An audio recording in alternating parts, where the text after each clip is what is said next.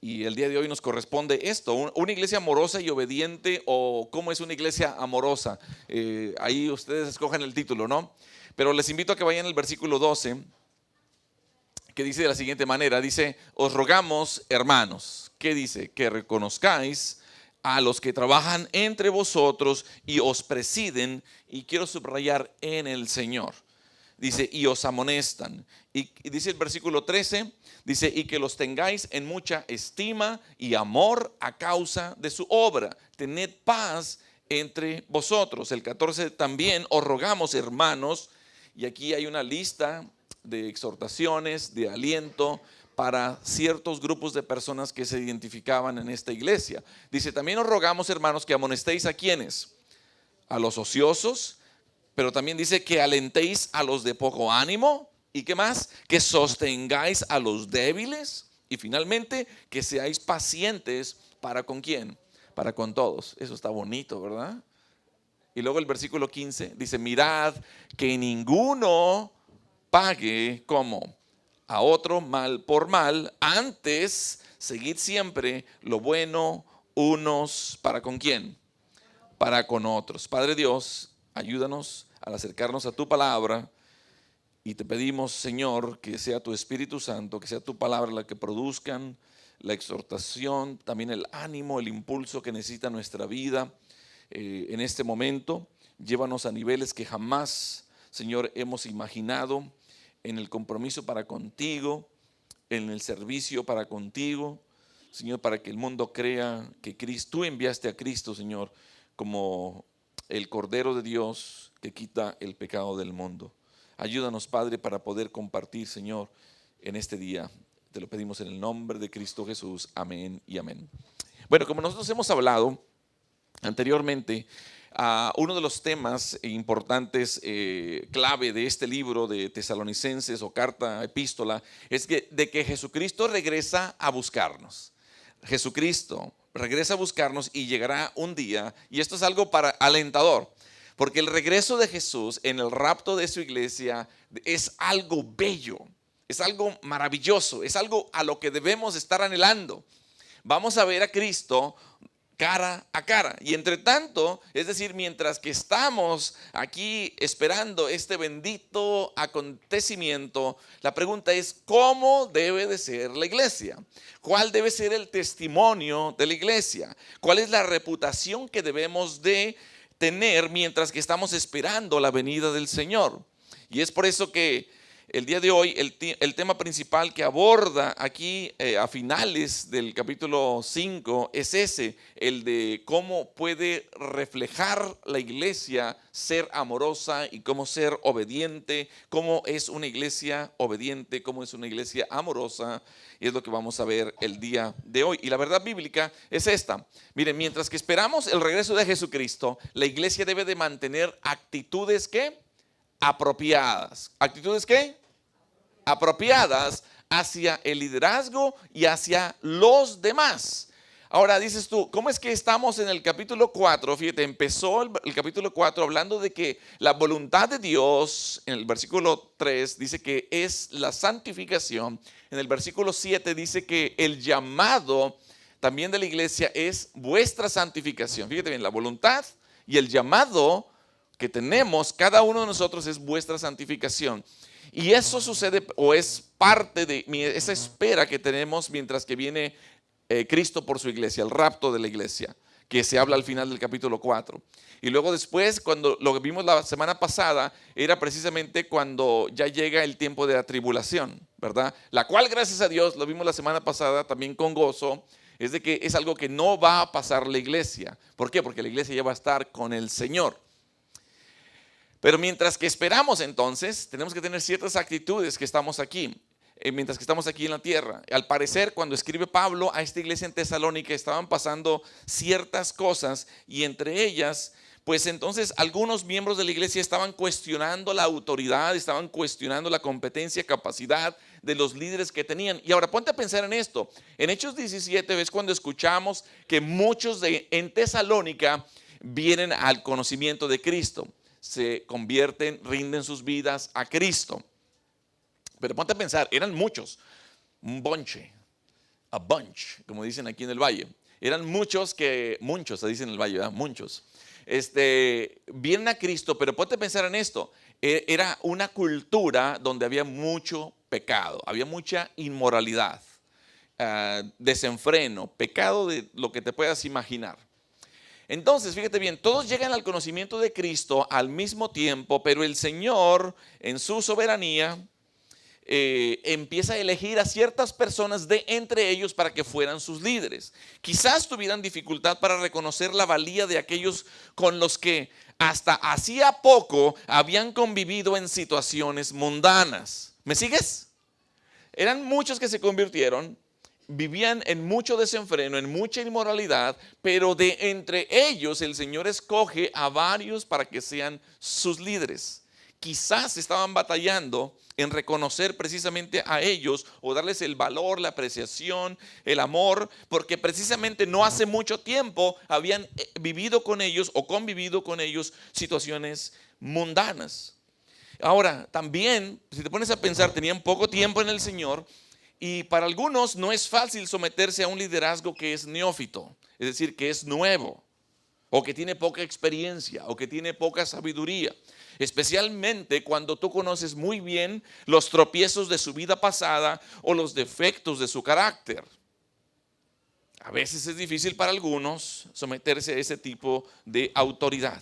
Entonces, este es como el contexto de lo que estaba ocurriendo aquí en esta iglesia en Tesalónica.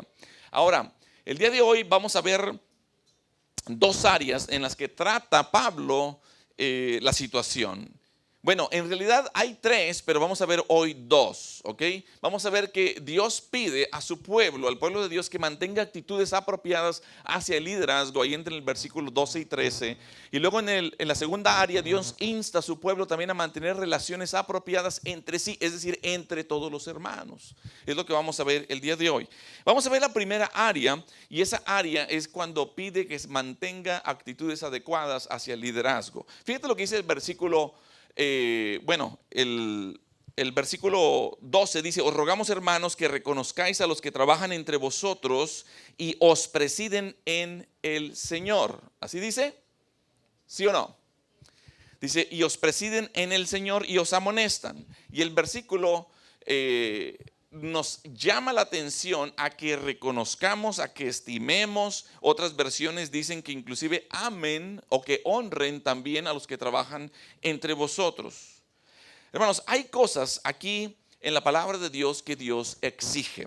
Hay cosas que tenemos también donde Dios nos está pidiendo. Ahora, entre paréntesis, no es bueno que los líderes exijan que la gente tenga ciertas actitudes hacia ellos.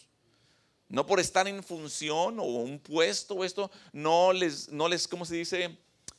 No les da la autoridad, o ¿cómo le podemos decir? Que el derecho, ándale, ahí está, para exigirlo. No, pero es perfectamente apropiado cuando tú ves estas escrituras, que las escrituras nos piden hoy que hagamos. Ahora, la situación ahí en Tesalónica pues exigía, ya les di el preámbulo del por qué pudo haber estado sucediendo en ese tiempo. Entonces, por eso es que está aquí. Ahora, en Hechos 17:4, y lo tenía invertido, aquí está, mira, déjenme regreso aquí tantito. Dice: algunos de ellos creyeron y se unieron a Pablo y a Silas, junto con ¿qué? Con una gran multitud de griegos temerosos de Dios y muchas de las mujeres principales. Si te das cuenta, mucha gente había venido al Señor y pues su poca sabiduría, tal vez, a lo mejor algunos errores que cometieron, como cualquier pastor puede cometer, o cualquier ministro puede cometer, cualquier persona que Dios haya puesto en autoridad sobre nosotros también puede cometer. Aquí vemos que hubo una gran multitud de judíos, de griegos, de mujeres, líderes y de renombre que responden. Pero Dios había elegido soberanamente a ciertos hombres para dirigir a esta iglesia. Y ellos, de alguna forma, llegó la palabra a Pablo, el comunicado de que estaban siendo menospreciados. Una persona fue salva al mismo tiempo que los otros, pero al día siguiente básicamente se estaba convirtiendo en el líder, y algunos decían: pero ¿cómo que este o esta va a estar ejerciendo cierta autoridad sobre mí. Pero ponte a pensar en esto. Los hombres elegidos para ser líderes no habían recibido mayor información que lo teológica que los demás, es decir, todos parejos. No es que hubo un tiempo demasiado de preparación para poder estar a cargo. La posibilidad es de que algunas personas no tuvieran entonces la actitud adecuada hacia ellos. Ahora, hay líderes que parecen manifestar estabilidad, integridad, cualidades de un liderazgo humilde más que otros. Tú vas a conocer ministros o vas a conocer pastores que a lo mejor demuestran ciertas actitudes, ciertas virtudes, ciertos dones y van a tener más unos que otros. Pero el Señor reparte como Él quiere, pero todos los líderes, de acuerdo a la palabra de Dios, deben de ser bíblicos. La palabra dice que deben de ser respetables. Y si lo son, entonces deben de contar con el respeto de todos nosotros. Es lo que la palabra de Dios nos enseña. Es decir, el rebaño, las ovejas deben de mostrar una actitud apropiada hacia ellos, aunque los ministros y los pastores siguen siendo también ovejas. Simplemente que tienen otra función. Los ministros y los pastores siguen siendo ovejas y nunca dejarán de ser ovejas. Aquí el único gran pastor es nuestro Señor Jesucristo, como dice en Hebreos capítulo 13. Amén, amén, claro que sí. La pregunta es, ¿cuáles son las actitudes adecuadas hacia el liderazgo? Y es lo que vamos a ver el día de hoy. Por ejemplo, una de las razones apropiadas es que el pueblo de Dios debe de reconocer y apreciar el liderazgo apropiado también de la iglesia. Ahora, la palabra dice ahí, os rogamos hermanos que reconozcáis. El verbo es reconocer. Ahora, quizás no sea la mejor traducción a nuestro castellano español. En otros, por ejemplo, como la traducción viviente, dice, amados hermanos, honren a sus líderes en la obra del Señor. En otras versiones dice, sean considerados los que trabajan arduamente entre ustedes. En inglés dice, dear brothers and sisters, honor those who are your leaders in the Lord's work. ¿Sí? Pero bueno, el tiempo presente es el que nos da a ti y a mí, y los que son maestros, ¿verdad? Yo pasé de panzazo a la escuela, se van a dar cuenta de que es un tiempo presente pero continuo. Es decir, que indica que la acción debe de ser continua. Ahora, para tener una verdadera iglesia de Dios debe haber un liderazgo estructurado y debe haber, por supuesto, dones espirituales que son legítimos, pero debemos asumir que Dios puso su mano sobre ciertos creyentes, ciertos hombres, para poder ser salvos y entonces entrar en función de ministerio o de pastorado. Ahora, quiero darte estas tres razones que están aquí en la palabra de Dios, ¿ok? Y la primera razón dice que aprecien el liderazgo porque trabajan como diligentemente entre ustedes. Mira, vamos a ver aquí el versículo 12. Versículo 12 dice, os rogamos hermanos que reconozcáis, que honren o amen a los que trabajan entre vosotros. Ahora, ser líder en una iglesia es una labor honorable. Es un gran privilegio, es un gran honor, es un gran privilegio, inmerecedores los que estamos en esa función. Inmerecedor. Es más, si le preguntas aquí al pastor Gedeón y el pastor Hugo y me preguntas a mí, no queríamos. No queríamos. Pero cuando Dios llama, Dios llama. Nos toca que obedecer. Entonces, también, hermanos, estar en el ministerio y estar en el pastorado es un trabajo duro.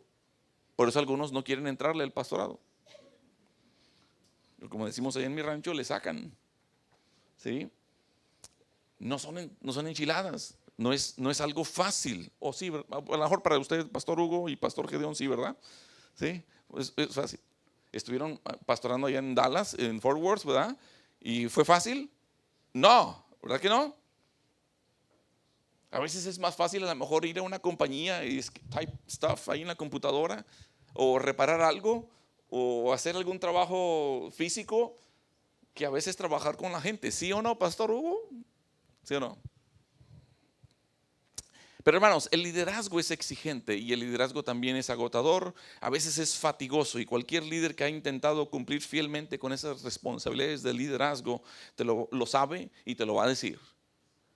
A veces los que están en el ministerio y los que están en el pastorado no lo dicen.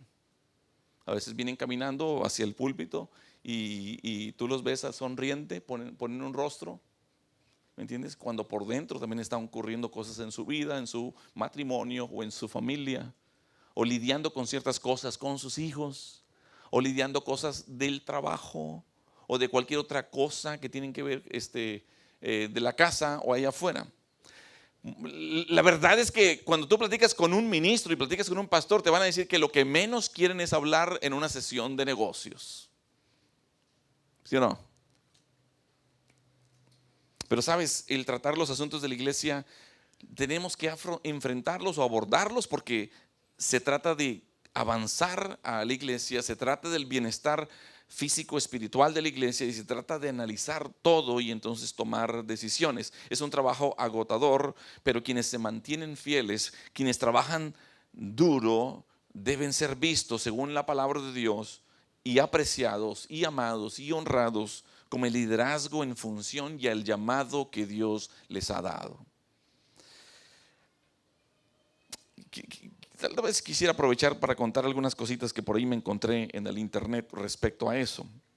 Hermanos, y les voy a leer parte de lo que encontré aquí en el internet. Ser pastor está catalogado dentro de las 4 profesiones, pon atención a esto, más difíciles en los Estados Unidos. ¿Por qué? Porque un pastor debe ser predicador, debe ser maestro, debe ser emprendedor, debe ser ejemplo, debe ser padre, debe ser esposo, debe ser consejero, debe ser conferencista, debe ser planificador, debe ser ministro, debe ser visionario, debe ser administrador, debe ser mentor, debe ser amigo, debe ser reconciliador, debe ser consejero de matrimonios, de jóvenes, formador de líderes, maestro de Biblia, intercesor, etcétera, etcétera, etcétera, etcétera. Pero también muchas ocasiones tiene que ser el portero del templo, muchas veces tiene que ser de chofer de algunos hermanos, muchas veces tiene que ser también inclusive hasta personal de limpieza, tiene que hacer un montón de cosas. Ahora, on top of that, como dicen por ahí, todo pastor enfrenta también constantemente todo tipo de críticas. Críticas por aquí y por allá. El pastor no me visita. La enseñanza o la predicación no me llena. El culto es muy largo, se tardaron mucho. Pero sí se chutan una película de 3 horas, ¿verdad? O toda la serie se la chutaron en una tarde, ¿verdad? Ahí en Netflix. ¿Ah? ¿Cómo dijo? Las coreanas, las novelas coreanas. El pastor no hace nada. Los hijos del pastor no son un buen ejemplo como los demás, o que deben de ser. Y sabes, una de las cosas más difíciles en el ministerio, en la vida de un pastor, es saber que en algún momento las personas que ellos aman, y pon atención a esto, las personas a quien ellos aman son las que van a abandonarlo e incluso lo van a traicionar. ¿Sabías tú que el pastor o el ministro muchas veces es la persona más solitaria de la congregación? Ustedes van a ver a un ministro y van a ver a un pastor. Ahora se los digo porque ustedes conocen también a otros ministros y otros pastores y el Señor nos dice en la palabra de Dios que los amemos, que los honremos. Así que si conoces a uno, ora por él, ora por su esposa, ora por sus hijos, ¿verdad? Pero pocas veces ese pastor que tú de repente lo ves rodeado de gente, pocas veces están rodeados de gente que realmente están interesados en sus asuntos personales. Pocas veces vas a ver a personas que los rodean porque están interesados en los problemas que ellos tienen, en las necesidades que ellos tienen o aún en sus propias vidas. Poca gente. Ahora, no digamos las exigencias que algunas congregaciones ponen sobre la esposa del pastor. Algunas congregaciones ponen una carga sobre la esposa del pastor, la ponen también sobre los hijos del pastor. De hecho, hay un dicho por ahí, hijo de pastor. ¿Sí o no? Las familias pastorales, hermanos, debemos recordar que son seres humanos, no son robots, no son Superman, no son superhéroes. Las familias pastorales somos seres humanos que tienen y pasan por las mismas necesidades que tú y yo pasamos. ¿Sabías que también hay un gran precio por ser la esposa del pastor? La esposa del pastor posiblemente trabaja hasta mucho más que el mismo pastor. La esposa del pastor puede ser herida en muchas maneras Y te voy a dar algunos ejemplos. La esposa del pastor puede ser herida porque hay ataques y hay críticas contra su esposo. Hay ataques y críticas contra sus hijos. Y su dolor todavía se magnifica porque en muchas ocasiones ella no puede defenderse. Y aparte hay muchas expectativas para la esposa del pastor, ¿verdad? Se espera que sea una madre perfecta, que sea una esposa perfecta, que cría a los niños disciplinados, que sean modelo. Se espera que asista a todos los cultos, que asista a todas las celebraciones de la iglesia sin faltar a ninguna. Nomás estoy contándoles lo que pasa en el mundo del ministerio, hermanos, ¿eh? No es queja. Estamos aquí bien agradecidos sirviendo al Señor. Pero te voy a decir una cosa. Si la mujer, la esposa del pastor, se queja del llamado que tiene de su esposo, uy, no sé, ¿cómo puede ser posible? Los miembros de la iglesia, ¿cómo puede ser posible que no tenga comprensión?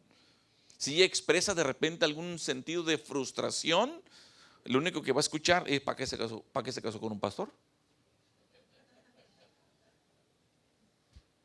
¿Sabías tú que también la esposa del pastor es la que menos desea ser esposa del pastor? ¿Qué le debemos a la esposa del pastor? Le debemos el derecho de ser ella misma.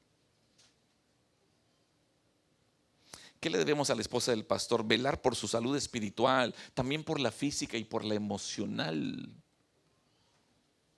Le debemos el respeto cuando está cansada, cuando no va al culto, cuando no habla. Debemos orar por ella fielmente, orar por sus hijos también. Debemos animarla, debemos levantarle los brazos porque ella también se cansa. Así como el pastor o el ministro también requiere que le levanten los brazos, la esposa del pastor también lo requiere. Ella tampoco es Superman. Y aparte tiene todavía su familia, tiene su casa, esto y lo otro. Y te voy a decir otra cosa, mucho del éxito que tiene un pastor, mucho del éxito que pudiera, digo, entre comillas éxito, porque aquí el éxito es que lleguemos a Cristo, ¿no? En la vida. Pero entre comillas, el éxito de un ministerio, de una iglesia, de un pastor, realmente descansa por la mujer que está a su lado. No está detrás, está a su lado. En mi caso, tengo a Aide a mi lado. Nayeli está al lado del pastor Hugo.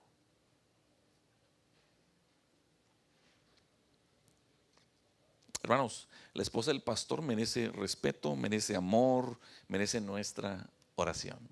¿Qué le parece si vamos a ponernos de acuerdo el día de hoy en orar por ellas? ¿Les parece? ¿Sí? Hay que orar por las esposas de los pastores. El asunto es este, hermanos, cuando aquí dice, hey, os rogamos, hermanos, que reconozcan, que amen, que honren a los que trabajan entre vosotros, hermanos. Eso implica, hermanos, que les tengamos consideración, que les tengamos en alta estima. Yo hubiese querido que no me hubiera tocado este pasaje porque a mí no me gusta hablar de esto. Pero te voy a decir una cosa, hermanos, para ser reales. Nosotros, los ministros, tenemos que hablar de perdón cuando aún muchos a nosotros nos ofenden. Nosotros tenemos que ministrar a veces sanidad cuando aún nosotros mismos cargamos dolores en nuestro propio cuerpo, cuando cargamos también enfermedades nosotros mismos. Nosotros tenemos que consolar almas cuando muchas veces nosotros necesitamos también el consuelo. Nosotros estamos en la obra tratando de restaurar familias cuando nosotros lloramos por la nuestra. Nosotros tenemos que hablarle a la gente de confiar en Dios, de hablar con Dios, de oír a Dios, aunque nosotros por dentro digamos, Señor, ¿por qué estás en silencio conmigo también? Hermanos, la palabra de Dios dice, os rogamos, hermanos, que reconozcan a los que trabajan entre vosotros. Hermanos, nosotros diariamente tenemos que vencer también cada día nuestra propia carne. Nosotros también diariamente tenemos que ver el suplir las cosas de la casa. ¿Tú crees que a nosotros no nos llegan biles? A ti te llegan, a mí también. ¿Deudas tenemos? También tenemos. ¿Cuántas veces tenemos que decir al final de un servicio, tengan la paz del Señor, pueblo de Dios? Y nosotros por dentro estamos diciendo, Dios, socórreme. Os rogamos, hermanos, que reconozcan a los que trabajan entre vosotros. Sabes, la mayoría de los miembros de una iglesia, y no es queja una vez más, estoy simplemente hablando realidades, ¿ok? Porque tenemos que, no solamente a los que están en esta iglesia, sino a los que conocemos de otras iglesias, porque estoy seguro que conoces a otros pastores. Es más, yo te voy a animar a que hoy en la tarde les mandes mensajes a los que conozcas, ¿no? Mándales mensajes de ánimo, ¿ok? Lo necesitan, pero sabes, la mayoría de los miembros de las iglesias tienen tiempo para paseos, para hobbies, para deportes, para descansos, para vacaciones, para viajes de placer, del ver de sus casas, de sus mascotas, etcétera, y demandan todavía de la iglesia o de los pastores de atender necesidades cuando tienen problemas, etcétera, etcétera. Pero lo que menos consideran es si los pastores o el cuerpo pastoral también han tenido su propio descanso. Y se olvidan que muchas veces en el pasado han recibido mucha ayuda de los ministros, de la esposa del pastor, del mismo ministro, del pastor también. Se olvidan. Y también muchos se olvidan de que hay también costos de operación de una iglesia. Hermanos, una de las preocupaciones que también despierta a un pastor y a un ministro es el saber de que hay costos de operación también para operar la iglesia. Pero Jeremías 3:15 dice, y les daré pastores conforme a mi propio corazón, que los guiarán con conocimiento y entendimiento. Ahora, con ese versículo yo quiero proseguir, porque fíjate bien la segunda razón, dice, aprecien el liderazgo porque tiene responsabilidad o cargo, ¿sobre quién? Sobre ustedes. Fíjate bien lo que dice el versículo 12, dice, os rogamos hermanos que reconozcáis a los que trabajan entre vosotros y os presiden, ¿en dónde? ¿O cómo? En el Señor. Y eso es clave. Cuando dice que os presiden en el Señor es clave. Eso es muy importante, de hecho. En la vida de la iglesia existe un liderazgo que es ordenado por Dios. Es decir, ha puesto a alguien a la cabeza. Por eso dice el versículo ahí, el verbo os presiden en el Señor.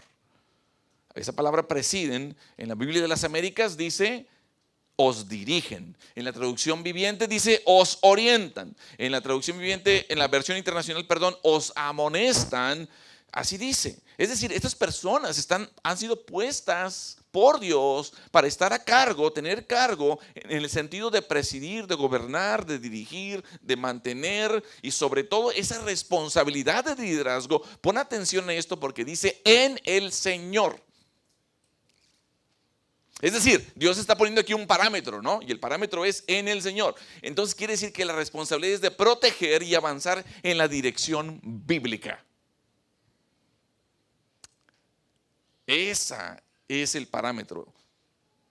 Entonces en el carácter, en la calidad de cosas relacionadas con el Señor, en relación con las cosas relacionadas con la palabra, los líderes deben ser reconocidos como líderes. Ahora, no te dominan, y pon atención a esto, los ministros y los pastores no te dominan en todos los aspectos de tu vida. Porque hoy día hay muchos movimientos donde se enseñorean de la gente y de todos los aspectos de la vida. Lamentablemente, hay movimientos donde se mueven de esa manera. Pero eso no es un liderazgo bíblico, en realidad es un liderazgo satánico, porque no puede ser de que estos pseudo líderes estén tratando de controlar los aspectos de la vida de una persona que incluyen la vida financiera, que incluyen la vida mental, inclusive hasta la vida sexual. Y no es así, no funciona así. Eso no es bíblico, eso es satánico. Por eso dice aquí la palabra de Dios, los que trabajan entre vosotros y os presiden en el Señor. Son los que tienen que proteger, los que tienen que instruir, los que tienen que dirigir, gobernar en todo lo que tiene que ver con el Señor. Ahora hay otra razón más, el pueblo de Dios debe apreciar el liderazgo porque le da instrucción. Fíjate bien lo que dice al final. Dice, y os presiden el Señor y os ¿qué? Amonestan. Ahora, este versículo es bien interesante porque aquí al final ese os amonestar o os amonestan, ahí la palabra se traduce de diferentes maneras también en las diferentes traducciones y versiones que hay. Os amonestan, los instruyen, les dan orientación espiritual, los guían, los amonestan en el Señor, and give you instruction. Es lo que está diciendo, es lo que está diciendo con ese verbo. Amonestar y exhortar. Y eso significa que voy a desafiar como ministro, como pastor, la mente. Los pastores y los ministros, los líderes bíblicos, lo que tienen que hacer es enseñar la palabra de tal forma que va a desafiar la mente y el corazón de una persona, de la iglesia. El énfasis aquí de la palabra reside en que el verdadero liderazgo se esfuerza continuamente por desafiar la mente, pero fíjate bien, con la verdad, es decir, con la palabra de Dios. Se va a esforzar para enseñar a las personas la palabra de Dios de tal manera que sus mentes y sus corazones son desafiados, pero también son estimulados. Van a ser alentados, las dos cosas. Hay gente que nomás le gusta ir por la motivación a ciertas congregaciones y ciertas iglesias. No, yo quiero ir casi como si fuera una píldora, ¿no? Para iniciar la semana.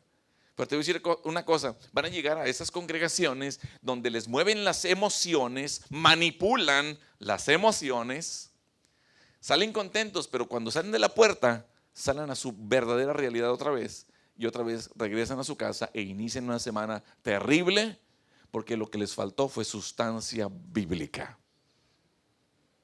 Lo que tiene que haber es palabra de Dios, lo que nutre espiritualmente. Amén. Hermanos, en 1 Timoteo 5:17 dice de la siguiente manera, le escribía Pablo, ya estudiamos Timoteo, ¿verdad? Dice, los ancianos que gobiernan bien sean tenidos por dignos de doble honor, mayormente los que trabajan ¿en qué? En predicar y en enseñar. Entonces podemos asumir aquí que un líder de instruir o de instrucción, un ministro, un pastor, tiene que tener el don de la enseñanza. Dice que trabajan en predicar y enseñar. Entonces, ahora, esto es revelador. ¿Por qué? Porque la palabra instrucción indica claramente que cuando vas a la iglesia debes ir con la expectativa de que tu mente va a ser desafiada. Hermanos, cuando venimos a la iglesia venimos a adorar a Cristo, ¿verdad? Es más, venimos a continuar adorando a Cristo, porque toda la semana debemos estar adorando a Cristo. Pero cuando vengo, yo vengo para que me desafíe la palabra de Dios. Desafía mi corazón, Señor. Examina mi corazón. Examina mi mente, exhórtame, Señor, pero también dame aliento. Entonces la expectativa debe ser esa, de que mi mente sea desafiada, que sea estimulada, pero con una enseñanza precisa de la palabra de Dios. Amén. Ese es el tipo de liderazgo que se debe de valorar, de que se debe apreciar. No ese tipo de mensaje que te va a apapachar. No, pues apapachar nos gusta, ¿verdad? Que nos den la palmadita en la espalda, eso está muy padre. Pero ¿sabes qué? Eso no transforma vidas. La palabra del Señor que me exige santificación, como vimos el capítulo anterior, la voluntad de Dios es vuestra santificación y el llamado de Dios es vuestra santificación. Eso me desafía mi mente. Así que, hermanos, os ruego por la misericordia de Dios que presentéis vuestros, ¿qué? Cuerpos en sacrificio vivo, santo, agradable a Dios, porque ese es vuestro culto, ¿qué? Racional, fíjate, es racional. Lo estás pensando, lo estás examinando, estás viendo en el espejo de la palabra de Dios. Entonces, ¿sabes qué? Sí, Dios, perdóname, me arrepiento por este pecado, por esta área de mi vida que todavía no he rendido a ti, Señor. Ese es el mensaje que ¿cómo se dice? Que desafía y que transforma, ¿no? Transformados por medio de la renovación de vuestro entendimiento para que comprobéis, ¿verdad? Cuál sea la buena voluntad que es agradable y perfecta. Amén. Eso es lo que dice la palabra de Dios. No estamos inventando aquí rollos. Ahora, fíjate bien, estamos aquí ahora por entrar a la actitud apropiada número 2. El pueblo de Dios debe valorar el liderazgo apropiado de la iglesia, y dice el versículo 13 de la siguiente manera: y que los tengáis en mucha estima y amor por causa de su obra, tened paz entre vosotros. Debe ser como considerado, debe ser estimado, debe ser respetado, debe ser amado, y esa palabra de estimar es respetar, y no solamente eso, dice de que debe haber mucha o alta estima. Tengan muy alta estima, tengan mucho respeto. Dios quiere líderes en la iglesia que sean estimados de una manera sobreabundante y desmedida. Eso es pero los parámetros otra vez del cálculo son que ellos estén cuidando y que estén instruyendo al rebaño. por causa de su obra. Bien interesante, ¿no? Por la obra que realizan. Y esa labor específica que realizan es el asegurar que la iglesia reciba una instrucción precisa, concisa, cuidadosa de la palabra y que sigan avanzando en ese sentido. Que sigan en lo bíblico. Lamentablemente hay algunos líderes que son estimados por las razones equivocadas. Fíjate bien. Muchos líderes o ministros o pastores son estimados por las razones equivocadas. Te doy algunos ejemplos. Es que es una buena persona, es que es un buen padre de familia, es que se viste bien, le encanta viajar, toca bien el piano o tal instrumento, es muy buena onda con los jóvenes, es divertido, es muy agradable. No hay nada de malo en eso, no hay nada de malo en eso. Pero lo que nosotros vemos en la Escritura, esa no es la razón por la que alguien debe ser estimado. Un líder debe ser estimado por su labor, por impartir instrucción que desafía la mente y el corazón. Amén. Esa debe ser. Vamos a ver actitud apropiada número 3. El pueblo de Dios debe estar en paz con respecto al liderazgo. Una vez más, ahí el versículo 13, porque al final dice: a tener paz entre vosotros. Ahora fíjate bien, estamos esperando al Señor Jesucristo. Él prometió que iba a volver y hay dos maneras de enfrentarte a Cristo.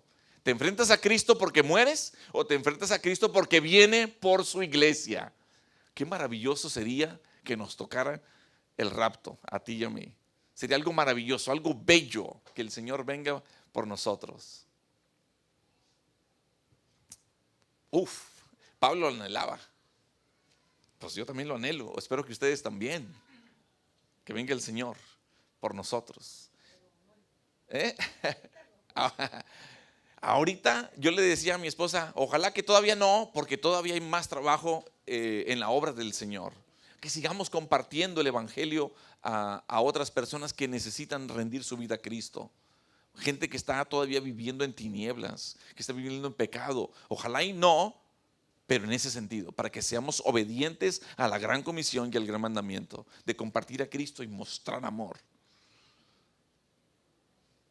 Pablo decía que, bueno, yo quisiera ya estar con el Señor, pero no sé, estaba en ese, ¿cómo se dice?, entredicho, ¿verdad? Me voy o me quedo, porque sé que si me quedo va a ser para más edificación, ¿verdad?, entre nosotros mismos. Pero la verdad yo quisiera irme, decía Pablo.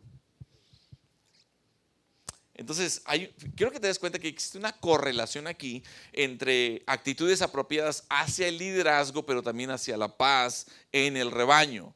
¿Por qué? Porque para que haya paz en una iglesia debe haber liderazgo también.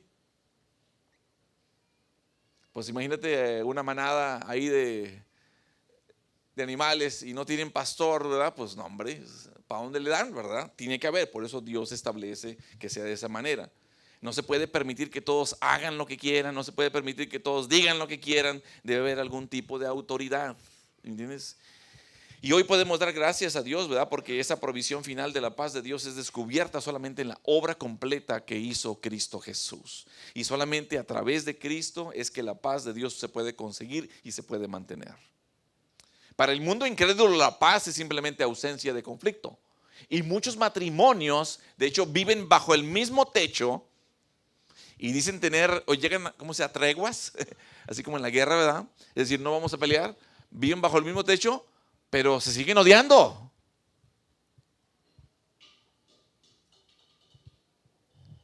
Pero así no, eso no es, ¿eso es paz? No, ¿verdad que no? Ahí en la franja de Gaza pueden llegar a un acuerdo de que este grupo Hamas e Israel van a entrar en una tregua, pero siguen odiándose, ¿verdad que sí? Entre Rusia y Ucrania pueden llegar a acuerdos a lo mejor de tregua, pero se siguen odiando. Uno quiere seguir conquistando Ucrania, quiere seguir invadiendo, quiere seguir poseyendo esto y lo otro, pero se siguen odiando. La paz de Dios es diferente. La paz de Dios es descubierta solamente en Cristo Jesús por su obra completa. Solo a través de Cristo es que podemos tener la paz. Amén. Ahora, no sé si te recuerdas, 2 Corintios 5:17. ¿Alguien se la sabe de memoria? 2 Corintios 5:17. De modo que si alguno está en Cristo, las cosas viejas pasaron. Y aquí todas son hechas nuevas. Pero dice, y todo esto proviene de Dios, quien nos reconcilió consigo mismo por Cristo, nos reconcilió, hizo la paz con nosotros a través de ¿quién? de Cristo. Pero no solamente eso, dice, y nos dio el ministerio de la reconciliación. Tú y yo tenemos el ministerio de la paz. En Mateo, cuando se habla también de las bienaventuranzas, beatitudes, está hablando también de que seamos pacificadores, ¿sí o no? Y somos bienaventurados cuando somos pacificadores, creando la paz de un hombre o una mujer pecador o pecadora, para que venga a los pies de Cristo cuando le compartimos el Evangelio, cuando la palabra de Dios y el Espíritu Santo convencen de pecado, de justicia y de juicio, y entonces tienen paz con Dios. Y después, cuando ya estamos en Cristo, disfrutamos la paz de Dios, como dice Filipenses 4:6, ¿verdad? Una paz que sobrepasa todo entendimiento a pesar de lo que me esté ocurriendo en la vida, pero es custodiado mi corazón y mi mente en Cristo Jesús. Esa paz me protege mi mente, hablábamos hace rato de mente, y también mi corazón. Amén. Amén. Ahora no olvidemos también otra cosa. Ahí en Efesios 4 dice solícitos en guardar la unidad del Espíritu en el vínculo de la paz, que es Cristo, ¿no? En un cuerpo, un espíritu, como fuisteis también llamados en una misma esperanza de vuestra vocación. Ahí Pablo le estaba diciendo este mensaje muy similar, pero ahora a la iglesia de Éfeso. Ya leímos aquí el 2 Corintios 5, 17 y 18, pero no olvidemos también que la paz es parte del fruto del Espíritu Santo. Mas el fruto del Espíritu es amor, gozo, paz. ¿Te das cuenta? Es posible, hermano, tener paz entre vosotros, como le dijo Pablo a los tesalonicenses, y también nos dice la palabra de Dios a ti y a mí hoy. Tened paz. Vamos a la segunda área y con esta termino. La segunda área es que Dios insta a su pueblo ¿a qué? A mantener relaciones adecuadas entre sí. Fíjate lo que dice el versículo 14. Dice, también os rogamos, hermanos, que amonestéis a los ¿qué? Ociosos, que alentéis a los de poco ánimo, que sostengáis a los débiles y que seáis pacientes para con todos. Y el versículo 15 dice, mirad que ninguno pague a otro mal por mal, antes seguid siempre lo bueno. Qué difícil, ¿no? Porque cuando alguien te hace el mal, uno quiere ¿qué? Responderles igual. Me la hizo, me la paga. Ojo por ojo. Ay, no, hombre, si esas nos encantan, ¿verdad que sí? Esas están sabrosas, ¿verdad? Pero Jesús cuando lo maldecían, mira, cerraba su boca. Cuando lo injuriaban, cuando le hacían esto y lo otro, el Señor mejor lo encomendaba al que juzga justamente. Léete 1 de Pedro capítulo 2 para que veas cómo era el Señor. Ahora, aquí el versículo dice rogar, os ruego. Fíjate, dice el versículo, también os rogamos. Es un ruego, ¿verdad? Es una exhortación, es un pedir, es una petición. Y aquí se mencionan varias clases de personas, ¿verdad? Vamos a ver este tipo de personas. El primer grupo de personas que se menciona son los ¿qué? Los ociosos. ¿Qué es ocio? ¿O qué es ser ocioso? Es no hacer nada. Desocupado, desobligado, indisciplinado, ¿verdad? Perezoso, holgazán. Ay, ay, rata inmunda.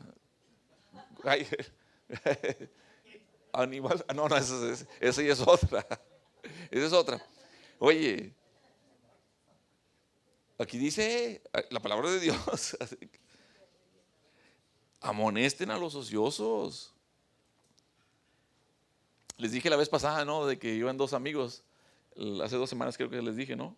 Que decía, no help wanted, ahí en la puerta de un negocio. O sea, que no hay vacantes, ¿verdad? Pero dicen, no help. Dice, y el amigo le dice al otro, oye, es tu especialidad, no haces nada. No help wanted, ¿verdad?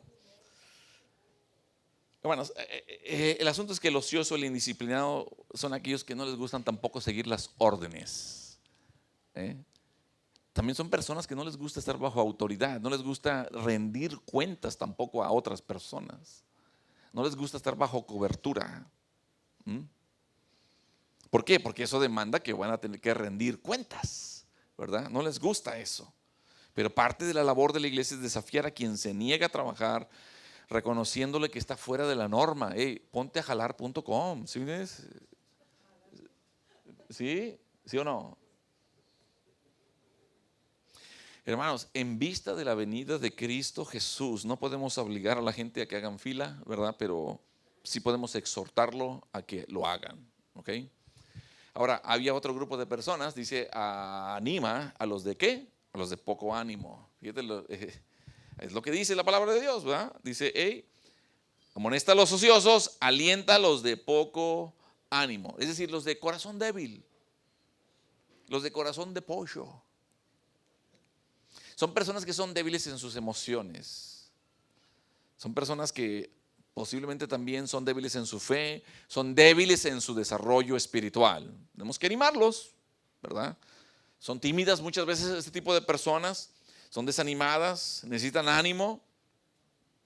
Y sabes una cosa, hermanos, son personas que se aíslan, son personas que quieren estar a veces solas, y sabes, es el peor error que uno puede cometer. Uno no puede aislarse. Uno está diseñado para ser miembro los unos de los otros. Bendito Dios que creó a la iglesia, que estableció a la iglesia, ¿verdad? Bendito Dios. Y ahí es donde podemos tener compañerismo, conocer nuestras necesidades, orar unos por otros, ayudarnos, estar cimentados mutuamente con la palabra de Dios, no dejar de congregarnos como algunos tienen por costumbre. Bueno, hay gente que en la iglesia habrá algunos que necesitan más ánimo que otros. Bueno, la palabra de Dios nos dice, hey, aliéntenlos a esos de poco ánimo. Pero luego hay otro grupo de personas, y este grupo de personas es los débiles. Ayuda a los débiles. Y se refiere a débiles, y puede ser en diferentes áreas, puede ser en enfermedad, puede ser en fragilidad, débiles en general. Ahora en el versículo 23 más adelante, ¿verdad? Porque ya nos toca próximamente avanzar. Dice, y el mismo Dios de paz, estábamos hablando de paz hace rato también, el Dios de paz os santifique, el tema del capítulo anterior, la santificación, os santifique por completo, dice, y todo vuestro ser. ¿Qué incluye todo vuestro ser? Dice, espíritu, alma y cuerpo. Espíritu, alma y cuerpo. Es decir, en todo lo físico, en lo emocional y sobre todo en lo espiritual, necesitan ser fortalecidos. En todo vuestro ser, santifique por completo. A lo mejor no tienen la fuerza necesaria, ¿me entiendes? Pero bueno, nos toca darles un empujón, un impulso. Pues ¿sabes por qué? Porque de repente cualquiera de nosotros cae en debilidad también y vamos a necesitar también un empujón. Está como aquel rey que dijo, mi hija se va a casar con quien se atreva a cruzar este canal lleno de cocodrilos. Llega al otro lado, se va a casar con mi hija, va a tener fortuna, va a tener aquí puesto, va a estar en la línea del reinado, de mi reino. ¿Quién se avienta primero? Y no, pues todos estaban ahí a la orilla y veían a los cocodrilos, ¿no? Y nadie se aventaba. Y de repente, así como Speedy González, pasa uno, si me dice, y llega al otro lado, y todo rasguñado y todo agotado. Llega, y oye, llegó el reportero, ¿no? Llegó el reportero. Oye, dime, cuéntame, o sea, llega llega el rey con él. Oye, ¿qué fue lo que te animó? ¿Fue mi fortuna? ¿Fueron mis tesoros? ¿Fue este gran castillo? ¿Fue mi bella hija la que te animó a que te impulsaras y te metieras al canal y cruzaras esos cocodrilos y llegaras hasta acá? Yo lo único que quiero saber es quién me empujó. Hermano, a veces necesitamos un empujón. A veces necesitamos solamente eso. Necesitamos ayudar a alguien. Pero bueno, que no sea con cocodrilos, ¿verdad? Pero hermanos, lo mejor que uno puede hacer es estar ahí con alguien. No es tanto lo que uno les diga, o muchas veces nomás es escuchar a alguien. Es más, solamente a veces estar. Just being there.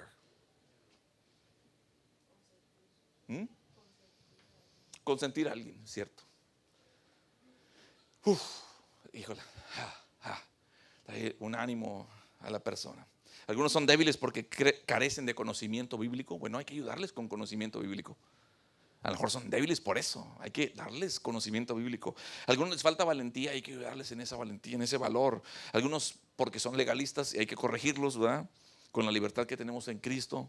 Algunos son débiles porque no pueden soportar la persecución, no pueden soportar la crítica, no pueden soportar algún asunto. Algunos son débiles y necesitan ser fortalecidos también con la instrucción bíblica, llevados al arrepentimiento, porque están batallando con ciertas debilidades carnales, depresión y otras cosas. Sí, claro que sí. Impulsos mentales, precisamente, ¿verdad? Sea cual sea la debilidad, estamos para ayudar. Y eso es cómo se va formando una iglesia que se apoya mutuamente, se fortalece mutuamente y seguimos trabajando para el Señor, obedeciendo al Señor. Una iglesia amorosa que está esperando el regreso de su Señor, anhelando ser raptada por el Señor Jesucristo. Pero luego de repente dice: sed pacientes para con todos. La paciencia que yo sé que aquí nadie les falta, ¿verdad? Aquí nadie batalla con eso. Mejor me brinco este punto, pastor, ¿sí? Sí, mejor me lo brinco. Aquí nadie batalla con la paciencia. ¿Verdad que no?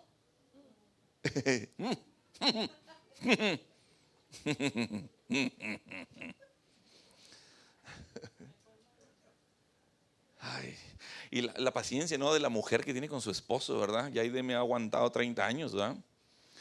Dice amén allá atrás. Es que el otro día fue Aide con la consejera, ¿no? Y se sentó, ya sabes, ahí la psicóloga y está contando. Y bueno, ya terminó la sesión con Aide y le dice: ok, la próxima semana trabajamos con el inconsciente. No estoy seguro que mi esposa vaya a venir.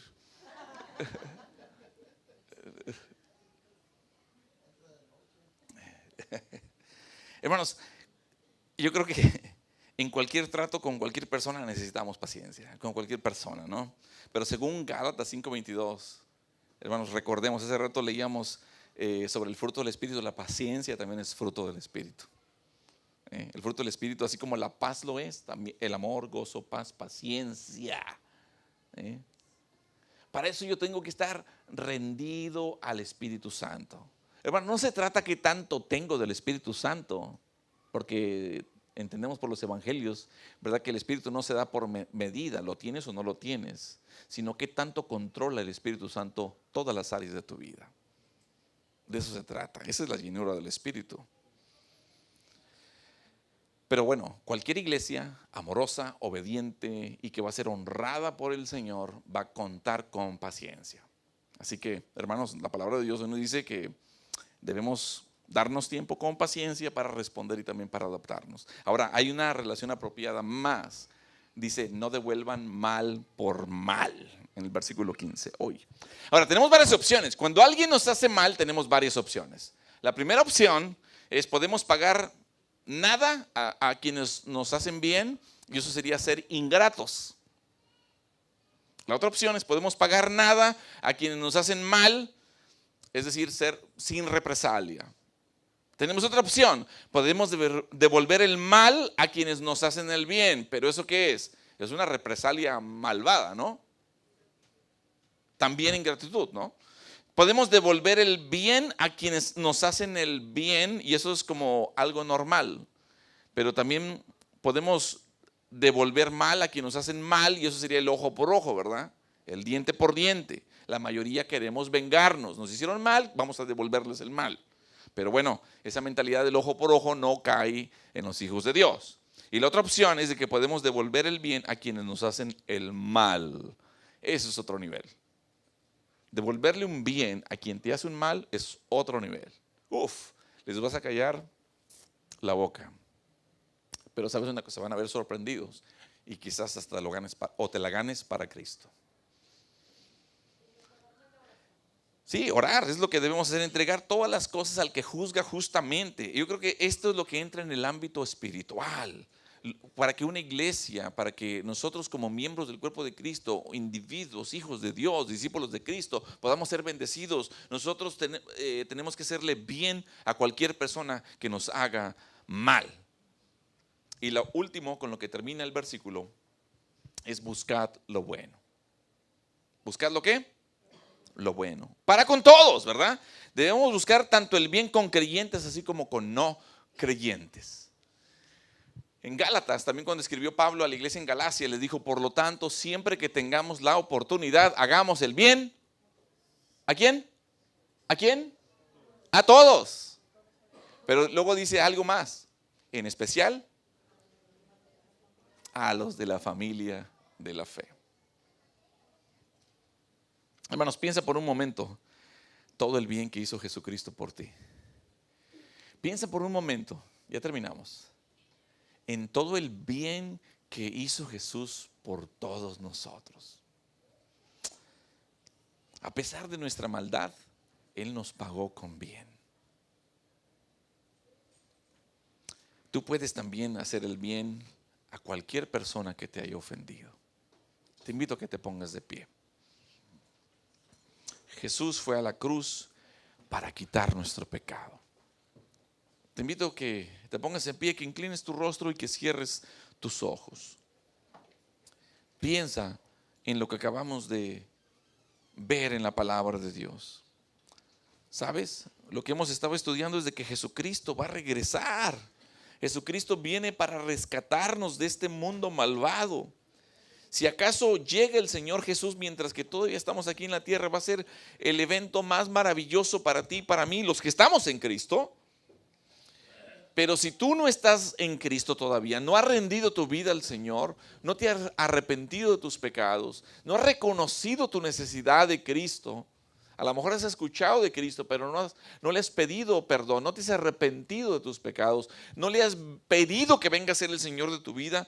Cuando Jesucristo venga, si acaso estamos todavía aquí vivos, va a ser el tiempo de la ira del Señor sobre ti. Y no es que te quiero poner miedo, porque esa no es la idea. Yo lo que no quiero, ni lo que el Señor quiere, es de que te pierdas la gloria de Dios. La palabra de Dios dice: por cuanto todos pecaron, están destituidos de la gloria de Dios. Es decir, no pueden acceder a la gloria de Dios. La paga del pecado es muerte. Pero también aprendemos en las Escrituras que más la dádiva de Dios es vida eterna en Cristo Jesús.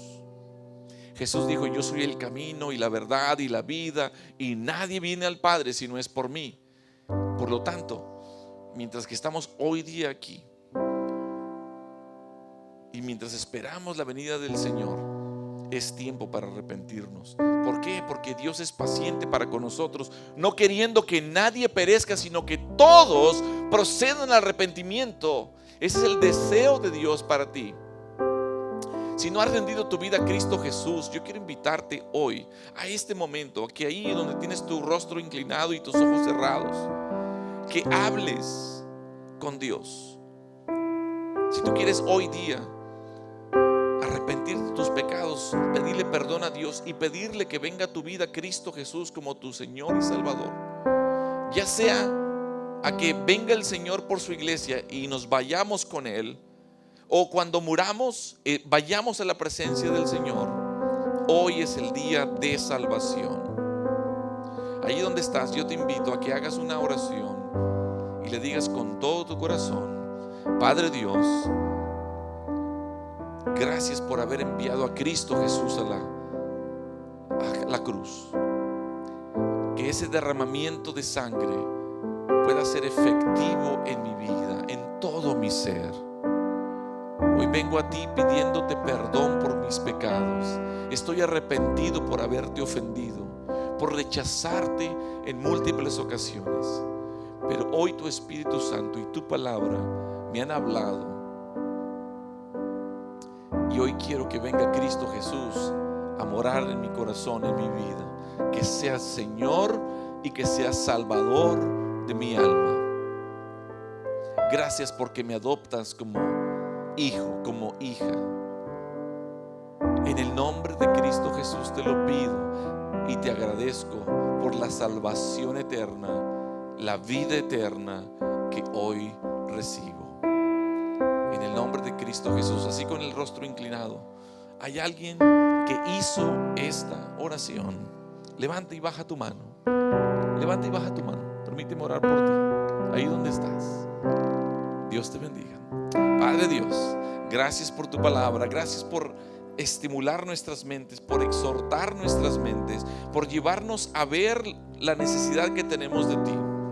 Señor, que seamos una iglesia amorosa, una iglesia obediente mientras esperamos a Cristo venga por nosotros. Gracias, Señor, porque iniciamos una semana contigo. Qué bueno contar contigo, Señor. Que a donde estemos cada día en esta semana, tengamos esas múltiples oportunidades para reflejar a Cristo a través de nuestra vida. Que lo que vean sean precisamente el carácter, un estilo de vida que va y es coherente, Señor, con el decir que yo soy un cristiano, con el decir yo soy un hijo o una hija de Dios. Que la gente pueda también percibirlo y que les genere, Señor, ese interés de poder platicar, dialogar acerca del Evangelio, y si está en tu voluntad, también verles venir a los pies de Cristo. Te lo pedimos, Señor, en el nombre que es sobre todo nombre, Cristo Jesús. Amén y amén.